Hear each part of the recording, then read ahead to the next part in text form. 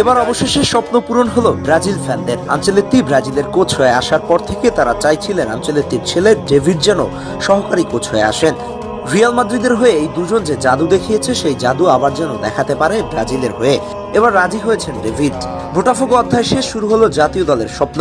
Carlo আনচেলত্তির সাথে David আনচেলত্তিকে যুক্ত করে ব্রাজিলের পরিকল্পনায় মিশন হেক্সা। কিভাবে এই কাজ সাধন হলো জানেন? সম্প্রতি বোটাফোগোর কোচের পদ থেকে সরে দাঁড়িয়েছেন ডেভিড আনচেলত্তি। এর কারণ ছিল বোটাফোগো তার কোচিং স্টাফের ফিজিক্যাল ট্রেনারকে বরখাস্ত করার সিদ্ধান্ত নেয়, যা পছন্দ হয়নি তার। তাই বোটাফোগোর সাথে নতুন করে চুক্তি না করে কোচের পদ থেকে সরে দাঁড়িয়েছেন। এবার আসি ডেভিডকে কেন সহকারী হিসেবে চাইছেন ব্রাজিল ফ্যানরা, এই প্রশ্নের উত্তরে।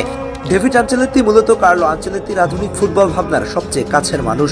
তিনি শুধু কোচের ছেলে নন, বরং গত এক দশকে ছিলেন কার্লো আনচেলত্তির কোচিং টিমের ভেতরের সবচেয়ে গুরুত্বপূর্ণ স্ট্র্যাটেজিক মস্তিষ্কগুলোর একজন।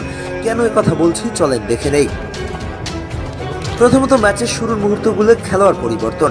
ডেভিড আনচেলত্তি ম্যাচ চলাকালীন ডাটা, খেলোয়াড়দের মুভমেন্ট, প্রেসিং, ইন্টেন্সিটি আর ফিজিক্যাল ড্রপ খুব দ্রুত বিশ্লেষণ করে রিয়াল মাদ্রিদের বহু ম্যাচে দেখা গেছে কখনো মিডফিল্ডে কন্ট্রোল হারাচ্ছে, কখনো উইং ব্যাকদের উপর চাপ বেড়ে যাচ্ছে, কখনো একজন স্ট্রাইকারকে নামিয়ে ভিন্ন প্রোফাইলের ফরওয়ার্ড দরকার।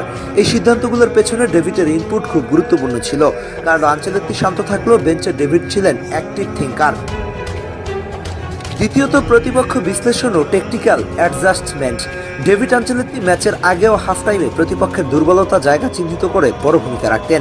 বিশেষ করে হাই প্রেস ভাঙার প্যাটার্ন, ডিফেন্স লাইনের পেছনের প্রেস, ফুলব্যাক ও সেন্টার ব্যাকের মাঝের গ্যাপ, এসব জায়গায় কিভাবে আঘাত করা যায় সেই মাইক্রো ট্যাকটিক্স তৈরি করতেন তিনি। হাফ টাইমের অনেক সময় রিয়াল মাদ্রিদের ফরমেশন বা প্রেসিং ট্রিগার বদলানোর সিদ্ধান্তে তার প্রভাব স্পষ্ট ছিল।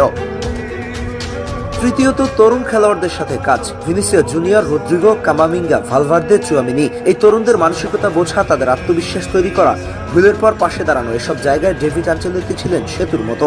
তিনি আধুনিক খেলোয়াড়দের ভাষায় কথা বলেন, ভিডিও অ্যানালাইসিস সহজভাবে বোঝান আর মাঠের বাইরে তাদের সাথে সম্পর্ক গড়ে তোলেন। এতে কার্লো আনচেলত্তির ম্যান ম্যানেজমেন্ট আরো শক্তিশালী হয়েছে। এখন প্রশ্ন আসতে পারে, ব্রাজিল জাতীয় দলে ডেভিড আনচেলত্তি সহকারী কোচ হয় কেন এত গুরুত্বপূর্ণ? প্রথমত, ব্রাজিলের প্রতিভার সাথে ইউরোপিয়ান ট্যাকটিক্সের সেতুবন্ধন তৈরি করা। ব্রাজিলের সমস্যা কখনোই প্রতিভার ঘাটতি নয়, সমস্যা হলো ডিসিপ্লিন, ট্রানজিশন, ব্যালেন্স, বড় ম্যাচের গেম ম্যানেজমেন্ট। ডেভিড আনচেলত্তি এই জায়গাগুলোতে ইউরোপিয়ান এলিট ফুটবলের বাস্তব অভিজ্ঞতা নিয়ে আসতে পারেন। দ্বিতীয়ত, ভিনিসিয়াস রদ্রিগোর সর্বোচ্চ ব্যবহার। রিয়াল মাদ্রিদে যেভাবে ভিনিসিয়াস ও রদ্রিগোকে তিনি কাছ থেকে দেখে কাজ করিয়েছেন, তাদের শক্তি ও দুর্বলতা জানেন। ব্রাজিল দলে এই দুই তারকাকে কিভাবে আরো ভয়ঙ্কর করা যায় সেই পরিকল্পনায় ডেভিড বিশাল অ্যাসেট। কার্লো আনচেলত্তি হচ্ছে অভিজ্ঞতা, শান্ত মাথা, রাস্তার প্রতীক, আর ডেভিড আনচেলত্তি হচ্ছে গতি, আধুনিকতা আর ডিটেইলের মানুষ। এই দুজনের